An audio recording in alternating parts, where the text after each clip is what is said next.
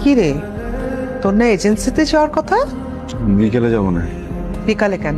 এখন যা।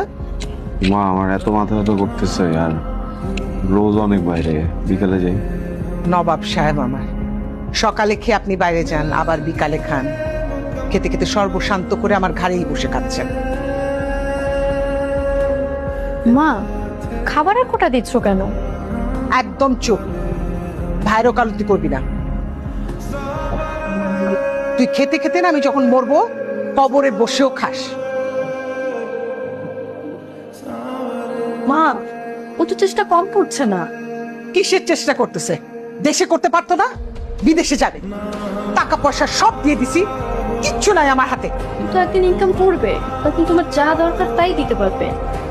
জান্নাত 2 বছর হয়ে গেছে, একটা টাকাও ইনকাম করে নাই। এই ওষুধ আর পানি নিয়ে যা, রাগ দেখাই খালি আমার সাথে।